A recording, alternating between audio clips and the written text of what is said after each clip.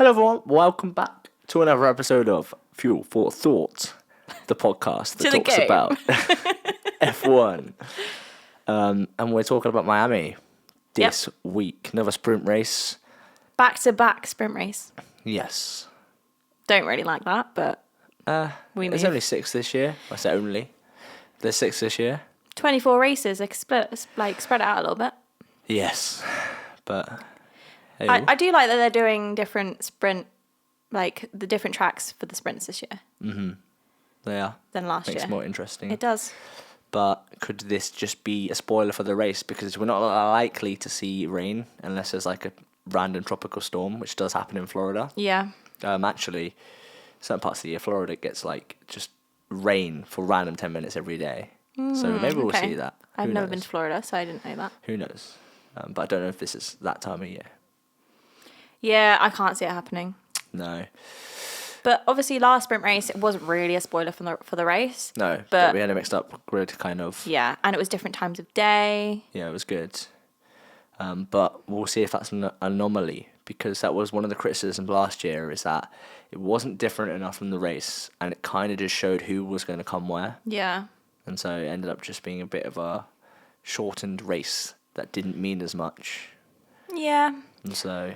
I mean, I do prefer the old format of the sprint races. However, because qualifying is separate to the race qualifying, it can kind of mix things up a little bit more, because people could not qualify well for the sprint. It's like a second chance, though, isn't it? Yeah, exactly. Whereas before, when you qualified for the sprint and then the sprint resulted in the race. It's kind of fun, though, for it to be consequential to the race starting position. That's why I preferred it, because people would kind of, it would be more important to people to do better in the sprint to benefit them in the race. Although I guess in that format it was still a second chance, because if you remember Brazil 21, where Hamilton qualified, or he got disqualified from qualifying and sent to the back, and then in the sprint he got to make up to P5, got a grid penalty, 5 places, started in P10. And it's like, if that was normal qualifying and he got disqualified, he would have started the race from the back. Yeah. So it's still kind of a second chance. Yeah. I guess both formats have its benefit, but... Yeah. But anyway, should we recap last year's race a little bit? Yeah. Highlight some things, notable things that happened that might be worth looking out for. Mm-hmm. Or like looking for differences in this year's race. Yeah. So I mean, probably the main thing is Max Verstappen started 9th last year. Started 9th. Didn't qualify well. No. This is a rare blunder from him.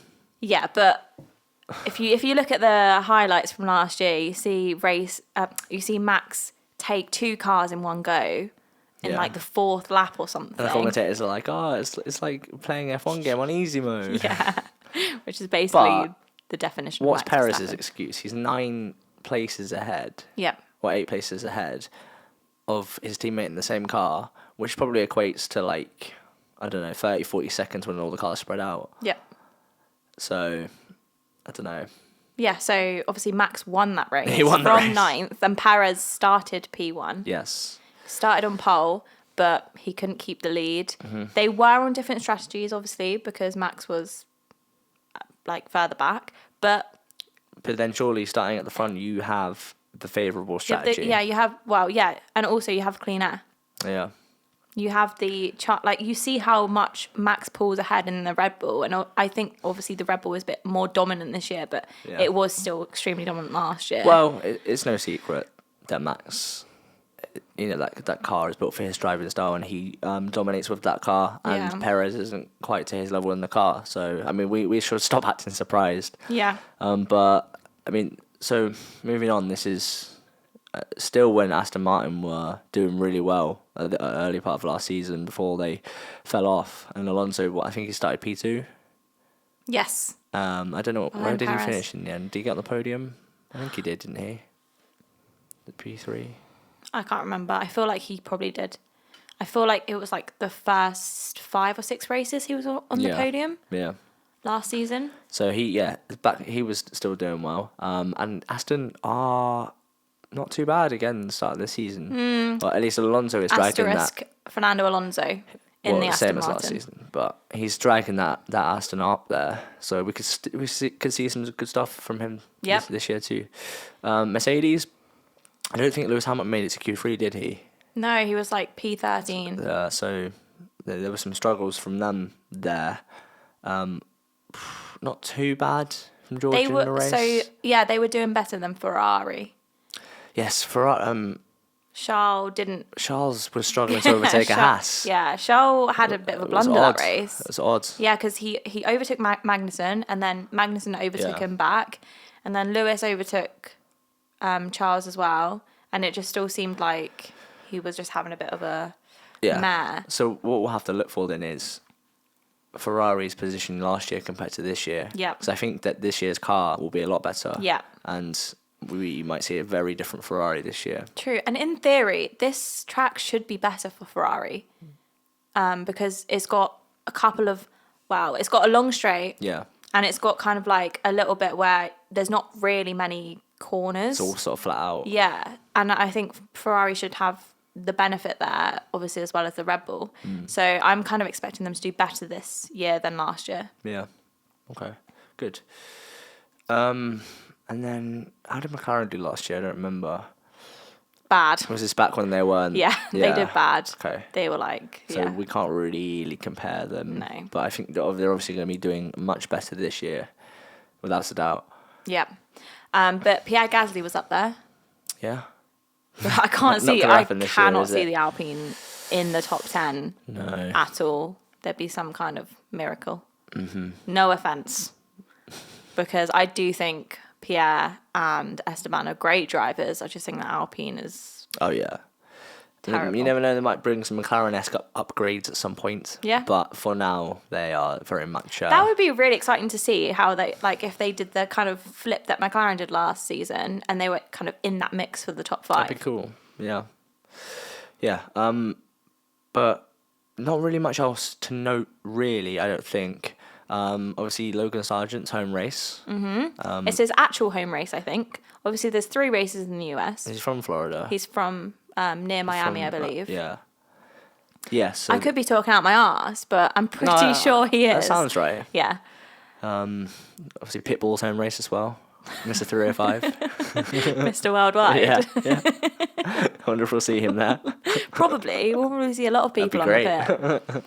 But before we get into our predictions, I think Miami is kind of, they wanted to be Vegas before Vegas came around. Yeah. It was the race that got introduced to like glamorize America and like show America and how like spectacular the spectacle of US sport within the Grand Prix setting. Yep. And then obviously Vegas came along and just completely overshadowed that. Yeah. That's true. Because obviously Vegas is the like entertainment location in the US, right? Exactly. But yeah. Yeah. And Miami's all like sun, beaches and sports cars, but Vegas is still Vegas, what I mean? Like, yeah. It doesn't help that Miami is not a very popular track either. I'm not a massive fan of it. I actually wanted to play it on my F1 game before doing this, but I haven't had a chance because I've been quite busy, but I might go home and play it. But from what I remember, it doesn't really excite me, and I'm worried it's going to be a bit of a boring race. But we'll see. Me too. Also, I would like to mention, Go on. Coincidentally, today Will is wearing his Hard Rock t-shirt from Amsterdam. Not Miami, but it's at the Hard Rock Stadium. Well, around the Hard Rock Stadium. Yeah. So it's meant to be, I suppose. Yeah. Subconsciously knew I was filming this today. You were like, oh, Hard Rock. Where have I had that before? Yeah. Anyway, should we move swiftly on to our predictions? So it's a sprint weekend. So what we did last time was we did sprint predictions, quali predictions, race predictions, and 4 bold predictions. I really don't like this bold thing because literally I'll read one of them out and you'll be like, that is like the opposite of bold, like ever. But that we'll change the name to the more eloquent 4 things that we think might happen in the race. That sounds really catchy. I think that will work. So, perfect. Right, sprint. Hit me. hit me with a prediction. Yeah, okay, I got you. Right. P3. Go on then. George Russell. No. Right. You're determined for a Mercedes. Yeah. I'm obviously, a Mercedes fan, but I'm trying to be realistic. Listen. And obviously, you can't be too optimistic of the team that you support. Look. Okay, come on. Look. I'm looking. Right. Let me just gather my thoughts right now. Right. The sprint is obviously a shorter race. The qualifying is obviously shorter. You just never know what's going to happen. And sometimes you just got to throw some stuff out there and miracles could happen. And I don't think it would be a miracle. I'll give it to you if it happens. Thank you. What would you give me? Nothing. Some magic stars, please. Some kudos. Kudos. Like on Strava. Some props. Okay, thank you. High five. A swift time. No, you don't get it yet. A fist pump. Okay. Anyway. Okay. Who's your P3 for the sprint? My P3 is Fernando Alonso. No way, Fernando Alonso. Fernando Alonso. For context. I don't know. It's just an inside joke. It's like my name linked with Fernando Alonso. Anyway, no one cares. No one cares. Okay. Yeah. He did well last sprint. He's shoving that car towards the top of that, the grid. Yep. And I think he will make the most of it while they're still competitive this year. And he's more likely to do that in a sprint. Do you think they'll drop off then? Yeah. Okay. Well, they did last year, didn't they? I just think other cars will develop. And the likes of Red Bull and Ferrari will just start pulling away. Mercedes might get their act together. McLaren, I think, will start pulling away. And yep. They might be in for a fight with Mercedes, but yeah, I think they will drop off. But yes, anyway. Okay. P2 for you. P2 for me. I've put Charles Leclerc. Have you? Yes. Why would you say that? Why wouldn't I? What would make you think that Charles Leclerc could not get P2 in the sprint race? Good question. Sergio Perez? Yeah. Potentially. If he kind of shows up and does his job, he'll probably get P2.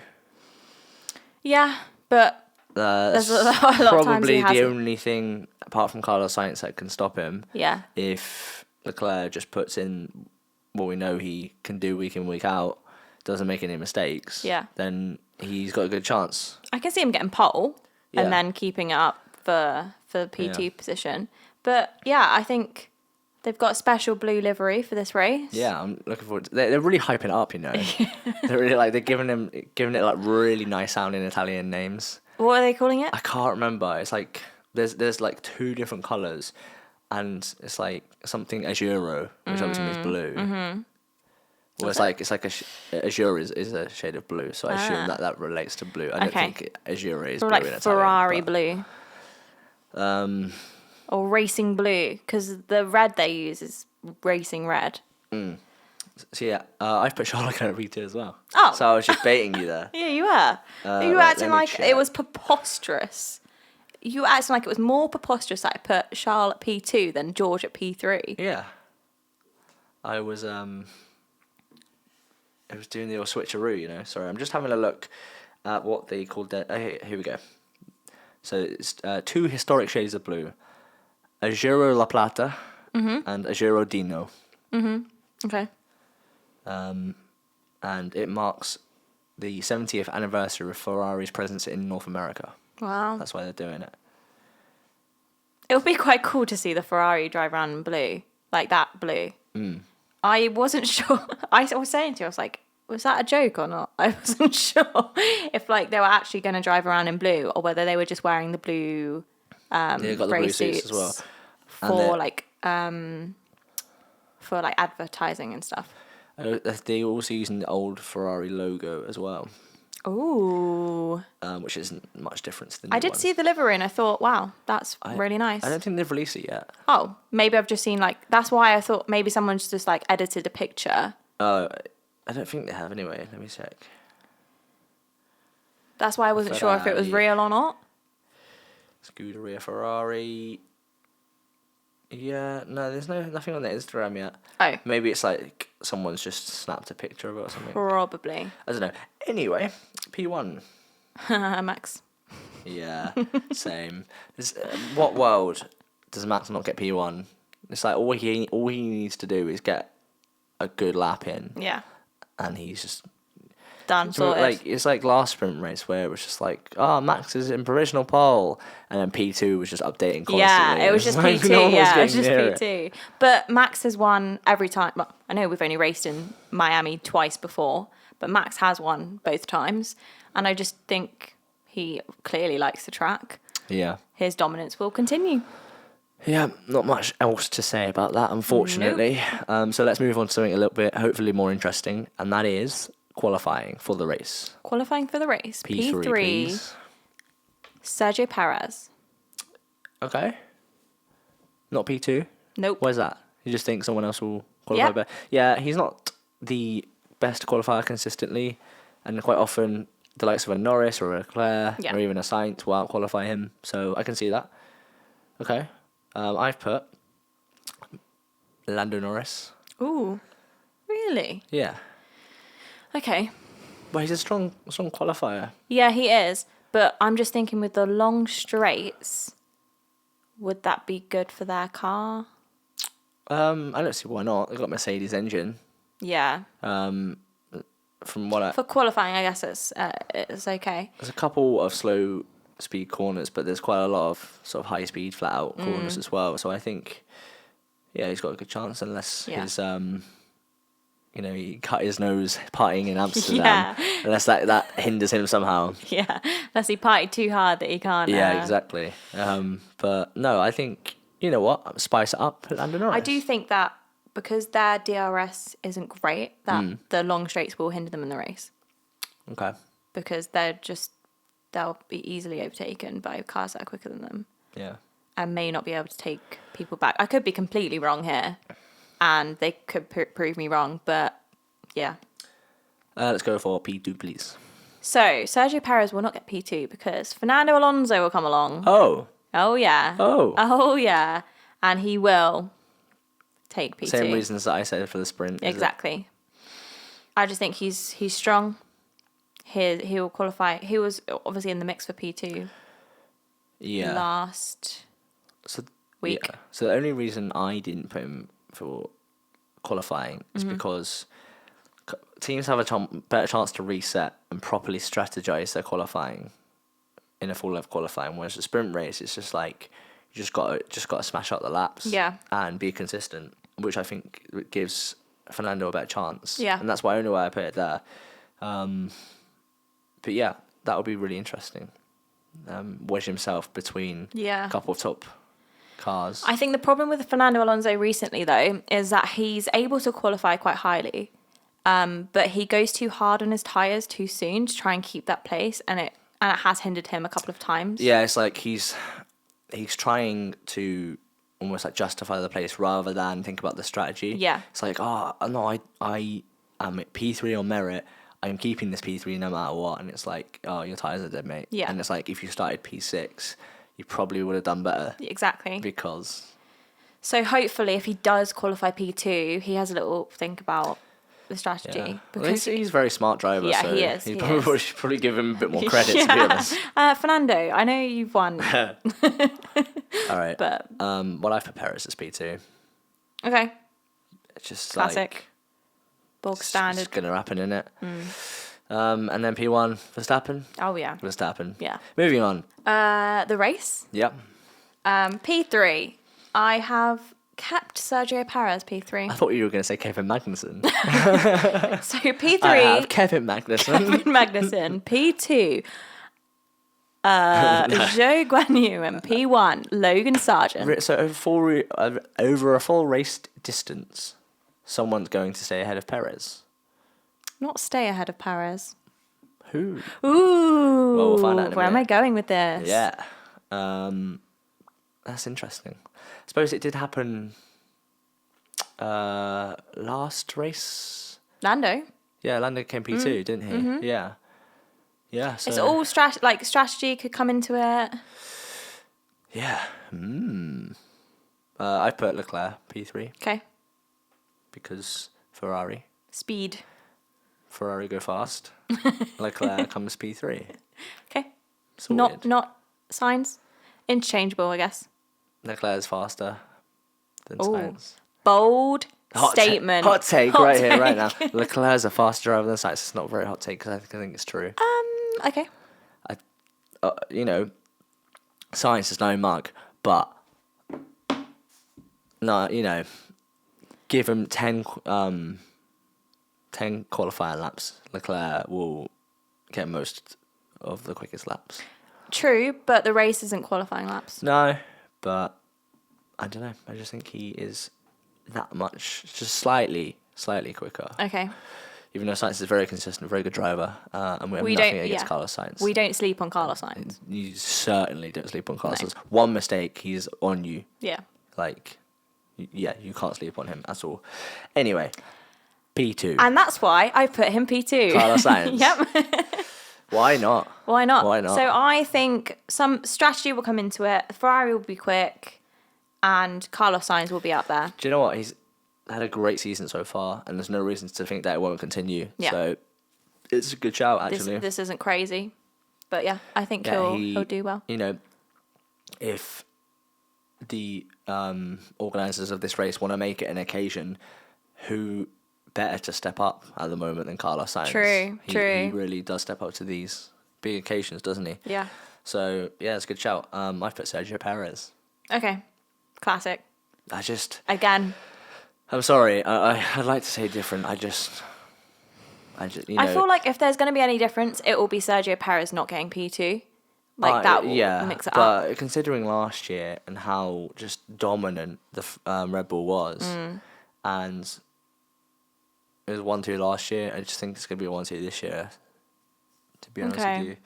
P1, Max Verstappen. Yeah. Yeah, all right. Anyway, moving on. Moving on to, what did you call it? Bold predictions. No, you've renamed it. Oh, okay. Things that we think might happen in the race predictions. In the weekend. Oh, in the race weekend predictions, yeah. Yep, catchy. We should make that into a little jingle. Anyway, I feel like my first one is a bit of a cop-out because I've already kind of said it. Go on, cop out. And this is the most boring prediction ever. Max Verstappen will have a clean sweep, meaning he'll qualify pole for the sprint and normal qualifying. He will win the sprint, he will win the race, and he will also get the fastest lap. Will he lead every lap? Well, probably not because of strategy. So he won't get a Grand Slam? Grand Slam. No. Well, this is my Grand Slam. I'm making a new one. Well, yeah, it's like an ultra Grand Slam. Yeah. Because it's like bonus point if he gets that. Lead every lap, qualify pole, fastest lap, and win the race. And win the sprint and qualify for. It's like an ultra Grand Slam, like an ultra marathon. Yeah. Do you think that's gonna happen? It might happen, What, the ultra? Ultra Grand Slam, Yeah. Yeah. Mate, That wouldn't surprise me. you've coined that term now. Okay. Copyright, fuel for thought. Trademark. Ultra TM. Grand Slam. TM. Yeah. Ultra Grand Ultra Grand Slam TM. Yes. You heard it here first.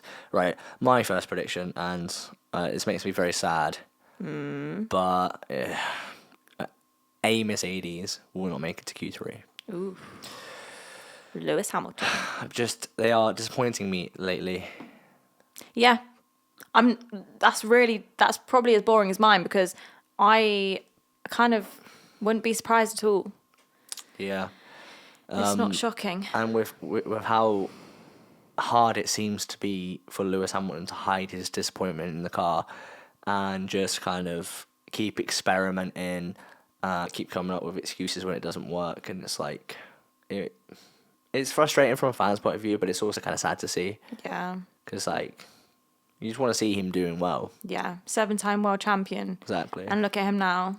And obviously he's been very fortunate to be in a Mercedes and be able to make the most of the machinery he's in all this time and get those 7 world titles. You could say that Alonso has also deserved to be in a front runner car and have the same opportunities. But even so, he is Guess it's this how the statistical GOAT, and you want him to be able to break even more records. Yeah.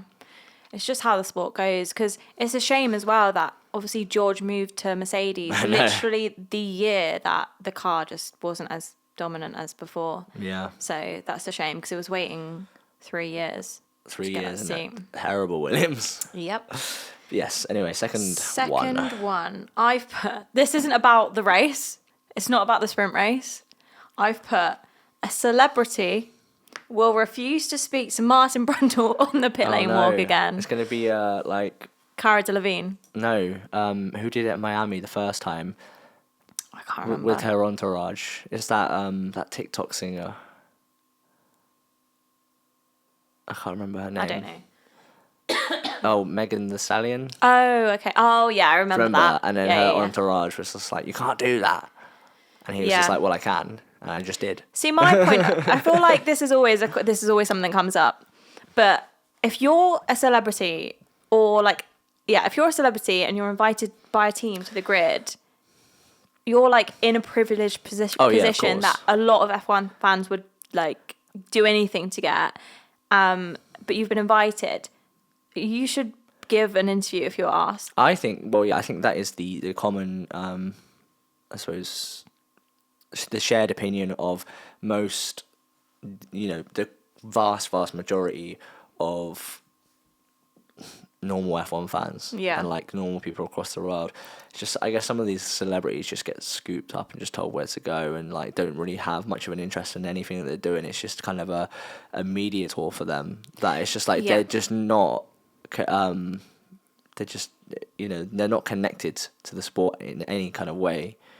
And they just kind of don't understand. It's very clear to see. Yeah. So. But you think like if they're doing it as for media, they would want to speak to media. Yeah, you'd think so. Yeah. But I guess, I don't know. My favourite was Sam Ryder, I think his name is. Is that his name?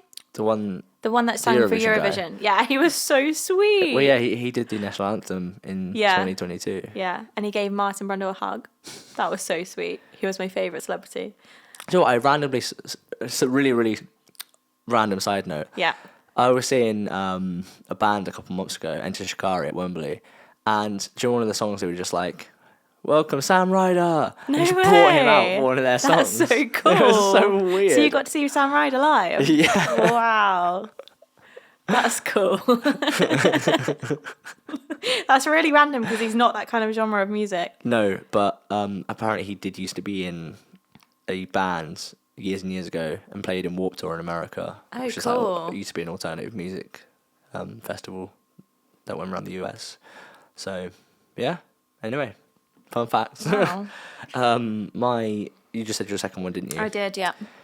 Might be a bit mean. Ooh. But homeboy, Oh, hometown I knew hero, it was going to be about him. Logan Sargent, all DNF. Oh, dear. He's just... To be fair, there is a kind of curse with home races, isn't there? There's a little bit. Depends who you are. If you're Max Verstappen, no. No. If you're Lewis Hamilton, no. Yeah, true. I think I've just made this curse up. I think it's happened like 3 times to people. Well, it happened to Charles in Monaco. Oh, if you're Charles Verstappen, no, Charles Leclerc, then yes. It's happened to George Russell. Yeah. It's happened to... I'm sure there's others. I think probably Daniel Ricciardo. Yeah, probably. Maybe... No. Did it happen to Piastri? Don't think it did. I can't remember. Because he DNF'd in Bahrain, but he didn't DNF in Australia. No, last year. Yeah. That's what I mean. Oh, right. Last year he DNF'd his first race. Anyway, we digress. I think I just made this curse up, by the way. I just think that the cracks are showing with Logan Sargent. Mm-hmm. Second he gets a little ounce of confidence, he makes a mistake, and then it just kind of goes up and down. It's like he doesn't perform, gets a bit of confidence, makes a mistake, doesn't perform, and it's unless he's on the verge of being replaced, unfortunately. So I think it's a not half bold prediction. Yeah, it's just a shame because when he does well, and by well I mean like kind of in the early teens. Like 12, yeah. Yeah. You're like, oh, he's doing well, and then he just does something and he's last again. He's just last. Yeah. And it's just a shame. And I think if he continues to be last, Williams literally don't have a spare chassis. Like, I think they might do now. Yeah, but they can't afford to have someone keep crashing out and having to repair the car all the time. But hey, maybe this will be an anti-curse, so who knows? I like those. Righto, what is your third thing that might happen across the race weekend prediction? So my third one is Daniel Ricciardo. No, I'm joking. You can't make a prediction about Ricciardo again. No, I refuse. We must leave him alone, and then we'll discover if we're the curse or not. Yeah, we'll see. I'm taking his name out of my mouth because I'm not making a prediction about him. My third one is a car will have an issue in the formation lap. Okay, that's a bit rogue. It is. I'm seeing a DNS. Oh. For a car. Is his name Logan Sargent? Yeah, but that would mean you're wrong because you said DNF. Technically. He wouldn't have finished either. True. Wouldn't have started, wouldn't have finished. Yeah. Yeah, I just have a little feeling that there might be a little problem in the formation lap. All right. Not really much to say about that. No. I can't be like, yeah, I'm sure it's going to happen because this car... Probably an Alpine. Yeah, I mean, yeah. Probably gearbox issue. I have put first corner safety car. Ooh. So there'll be something in the first corner that causes a safety car. Mm-hmm. Which, again, is like a half-bold prediction. It's like, could happen, you know? Yeah. Depends. But, yeah. And again, not really much we can say. I can't really say who it's going to be between. Probably somewhere in the middle of the pack. Yeah, midfield, for sure. Right. Probably like a Haas and a Williams. Better not be an RB driver. If it is, they won't cause it. They'll get caught up in it. Bad luck. Wasn't it at Australia that Ricciardo moved across and crashed out? Is it Pierre Gasly? No, it's Alex Albon. Alex Albon, sorry. Was that at Australia? I can't remember. I feel probably. Yes, it was because that's the week. I think it was. Yeah. See, there is a curse. Anyway, stop talking about Daniel Ricciardo. We can't. Raniel Ricciardo. Raniel Ricciardo. We can't talk because we're going to curse him. Right. Anyway, give me your fourth one. Nico Hülkenberg will qualify in the top 10 in both the sprint race and the race and normal race quali. Who? Nico Hülkenberg. Hülkenberg. Yes. Him. Oh, yeah, him. Yeah, okay. him. Sorry, everyone. Sorry if you didn't understand. He's been doing well this year. It's like a mirror image of last year for Haas because the first 4 races they got points last year. Magnussen got points in 3 of them, but this year they've got points in the first 4 races, and Hülkenberg's got points in 3 of them. Yeah, and he's moving to Stake. Yes, he's moving to Sauber. Obviously, German team. Is a Sauber German? I don't know, but Audi are taking over, and they're definitely German. Carlos Sainz and Nico Hülkenberg as teammates? Question mark? Yeah. I don't know. Maybe eventually. Yeah, so it seems like they're getting him in preparation for the Audi branding, I suppose. But yeah, anyway, we can talk about that at a different time. My fourth one is 2 words. Wet race. Wet race. Again? No, I'm joking. Okay, I was going to say, it's not a wet Miami? race in Miami. No, I literally wrote down wet race brackets JK. Very funny. Just to clarify, JK. No, my bold prediction: the sprint will be boring. Okay. That's my prediction. What time? Let me check the time of the sprint. Yeah. But yeah, I just, we were lucky last time that it was a bit more exciting. 5 p.m. Apart from the fact that Max won it again by a considerable margin. It was exciting, though. I think from Max backwards, it was exciting. Story of this last few seasons. Isn't it? But yeah, I think we've been asking too much for it to happen every time, and I just think this time it's going to be a procession. Okay. Which is why at least the race is at 5 p.m. for us. The race or sprint? Sorry, the sprint race on Saturday.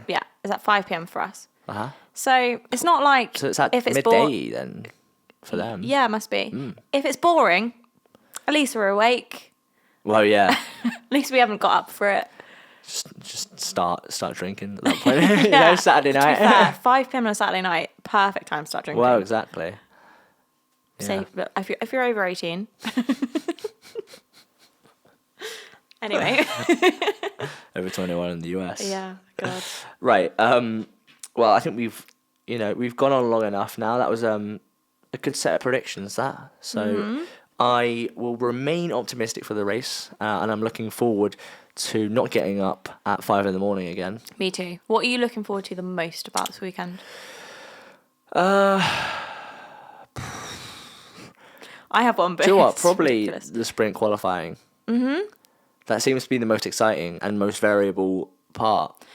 Yeah. To be fair, if we're talking about the races, I would agree because the Q1, Q2, and Q3 are considerably shorter. You just don't know what's going to happen. Yeah. People might not get their lap times in on time. There could be a red flag or yellow flag. Yeah. That people can't do their quick laps. But yeah, apart from that, just the race. I mean, nothing really beats a Grand Prix Sunday, really, is it? It's and certainly an afternoon, evening time as well. One of the things I'm looking forward to is Martin Brundle's grid walk. Oh, yeah.